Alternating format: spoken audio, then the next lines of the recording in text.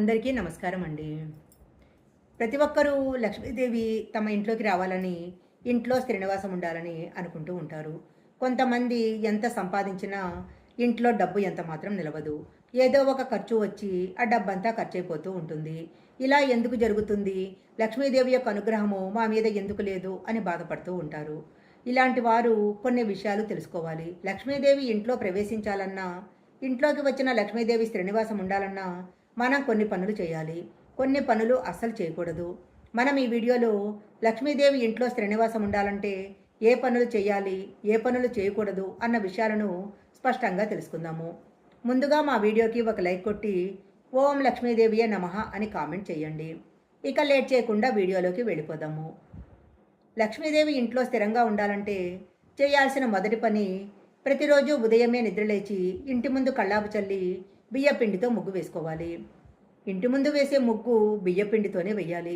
Chalk పీసులతో కానీ లేకపోతే ముగ్గు పొడితో కానీ ముగ్గు వేసినట్లయితే ఆ ముగ్గుని శాస్త్రం ఒప్పుకోదు. ఇంటి గడపను శుభ్రం చేసి పసుపు కుంకుమతో అలంకరించుకోవాలి.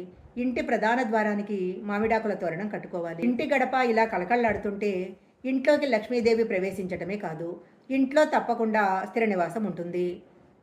ఇంట్లో లక్ష్మీదేవి ఉండాలనుకునేవారు ఎట్టి పరిస్థితిలో కూడా లేటుగా నిద్ర లేవకూడదు. సూర్యుడు నడినెత్తి మీదికి వచ్చిన తర్వాత భార్యడు పొద్దెక్కాక లేచి ఇంటి ముందు కళ్ళాపు చల్లినట్లయితే ఆ ఇంట్లో లక్ష్మీదేవి ఎంత మాత్రం నివసించదు. ప్రతిరోజు ఇంట్లో దీపారాధన చేయటం అలవాటు చేసుకోవాలి. ఉదయము సాయంకాలము పూజా గదిలో దీపారాధన చేసినట్లయితే లక్ష్మీదేవి యొక్క అనుగ్రహం తప్పకుండా లభిస్తుంది. వెలుతురు సువాసన ఎక్కడైతే ఉంటాయో లక్ష్మీదేవి అక్కడే స్థిరనివాసం ఉంటుంది. ఇంట్లో ఉన్న ఇల్లాలని లక్ష్మీదేవితో పోలుస్తారు. ఇంట్లో ఉన్న స్త్రీలను ఎప్పుడూ గౌరవంగా చూసుకోవాలి. ఇంట్లో ఉన్న స్త్రీలు ఎప్పుడూ కంటతడి పెట్టకూడదు. స్త్రీలు ఎక్కడైతే గౌరవించబడతారో అక్కడ లక్ష్మీదేవి స్థిర నివాసంగా ఉంటుంది. తులసి చెట్టు ఎక్కడుంటే లక్ష్మీదేవి అక్కడే కొలువై ఉంటుంది అంటారు. ప్రతిరోజు స్నానం చేసిన తర్వాత తులసి చెట్టు ముందు దీపారాధన చేసి తులసి చెట్టుకు ప్రదక్షిణాలు చేయాలి. ఇలా ఎవరైతే చేస్తారో వాళ్ళ ఇంట్లో లక్ష్మీదేవి స్థిర నివాసం ఉంటుంది. తులసి చెట్టుని ఇంట్లో పెంచుకోవాలనుకునేవారు ఎట్టి పరిస్థితుల్లో కూడా నేలలో నాటుకోకూడదు. కుండీలో మాత్రమే తులసి చెట్టును పెంచాలి. ఆదివారం రోజు, ఏకాదశి రోజు తులసి చెట్టుకు నీళ్లు పోయకూడదు. తులసాకులను తెంచకూడదు. ఎందుకంటే ఆ రోజు తులసి చెట్టు విష్ణుమూర్తి కోసం ఉపవాసం ఉంటుంది. మనం కనుక నీళ్లు పోసినట్లయితే తులసి చెట్టు యొక్క ఉపవాసాన్ని మాన్పించిన వాళ్ళవుతాము. సాయంకాలం పొద్దుపోయిన తర్వాత తులసి చెట్టును తాకటం కానీ తులసి చెట్టుకు నీళ్లు పోయటం కానీ చేయకూడదు.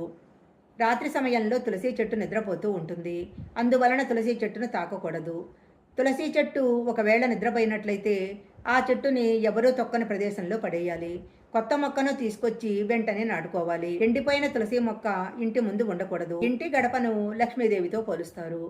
ఇంటి గడపను తొక్కటం కానీ, కాలితో తన్నటం కానీ, గడప మీద కూర్చొని భోజనం చేయటం కానీ, అలాగే తలదువ్వుకోవటం కానీ చేయకూడదు. పొరపాటున గడప కాలికి తగిలినట్లయితే గడపకు నమస్కారం చేసుకోవాలి. లక్ష్మీదేవికి క్షమాపణ చెప్పుకోవాలి. లక్ష్మీదేవి ఇంట్లో స్థిరనివాసం ఉండాలి అనుకునేవారు ప్రతి శుక్రవారము ఇల్లు తుడిచే నీటిలో కొద్దిగా రాళ్ళ ఉప్పు వేసి ఇల్లు తుడుచుకోవాలి. ఇలా చేస్తే ఇంట్లో ఉన్న నెగటివ్ ఎనర్జీ తొలగిపోతుంది. లక్ష్మీదేవికి రాళ్ళ ఉప్పు అంటే చాలా ఇష్టము. ప్రతి శుక్రవారము రాళ్ళ ఉప్పును కొని ఇంటికి తీసుకొచ్చుకున్నట్లయితే రాళ్ళ ఉప్పుతో పాటు లక్ష్మీదేవి కూడా ఇంట్లో ప్రవేశిస్తుంది.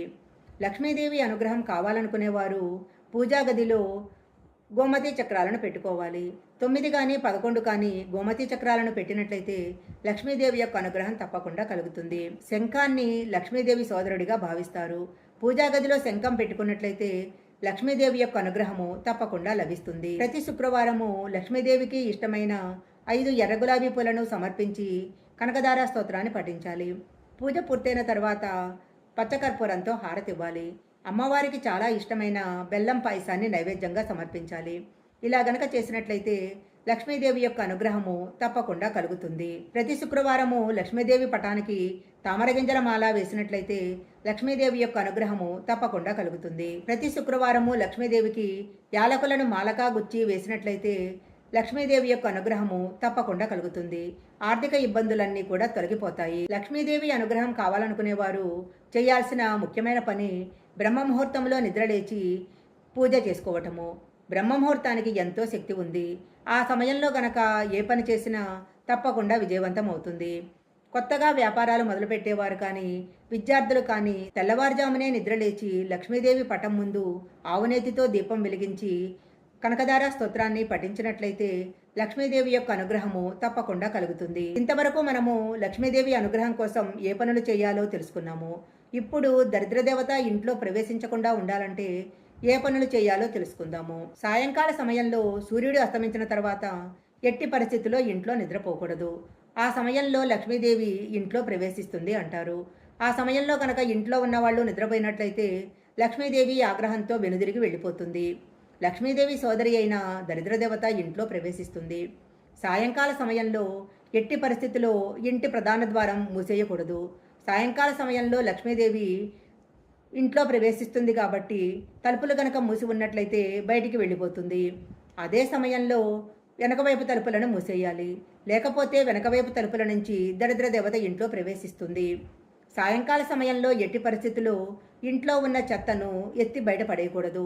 అలా గనక చేస్తే చెత్తతో పాటు లక్ష్మీదేవి కూడా బయటికి వెళ్ళిపోతుంది.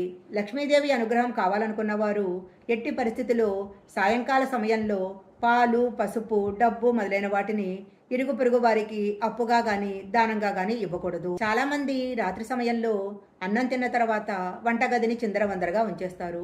అలా ఎప్పుడూ చేయకూడదు. షింకులో ఎంగిలి గిన్నెలు అలాగే ఉండి వంటగది చిందరవందరగా ఉన్నట్లయితే అన్నపూర్ణాదేవికి, లక్ష్మీదేవికి కోపం కలుగుతుంది. ఏ ఇంట్లో అయితే అరుపులు కేకలు ఎప్పుడూ వినపడుతూ ఉంటాయో ఆ ఇంట్లో లక్ష్మీదేవి ఉండటానికి ఇష్టపడదు. ఇంటి ఇల్లాలు ఎప్పుడూ కూడా కండతడి పెట్టకూడదు. కొంతమంది స్త్రీలు రాత్రి సమయంలో పడుకునేటప్పుడు గాజులు, మంగళసూత్రం తీస్తూ ఉంటారు. అలా ఎప్పుడూ చేయకూడదు. ఇంట్లో ఉన్న స్త్రీలు అలా గనక చేసినట్లయితే లక్ష్మీదేవి ఆగ్రహంతో ఇంటి నుంచి వెళ్ళిపోతుంది. విన్నారు కదండి. లక్ష్మీదేవి ఇంట్లో ఉండాలంటే ఏ పనులు చేయాలి, ఏ పనులు చేయకూడదో మనం తెలుసుకున్నాము. ఈ వీడియోలో చెప్పిన విషయాలు గనక మీకు ఉపయోగకరంగా అనిపించినట్లయితే వీడియోని లైక్ చేసి షేర్ చేయండి. ఇలాంటి మరిన్ని వీడియోల కోసం మా ఛానల్ సబ్స్క్రైబ్ చేసుకోండి. పక్కనే ఉన్న బెల్ ఐకాన్ యాక్టివేషన్ చేసుకుంటే మేము పెట్టే వీడియోలన్నీ కూడా మీకు ముందుగానే నోటిఫికేషన్గా వస్తాయి. మరొక మంచి వీడియోతో మళ్ళీ కలుసుకుందాం.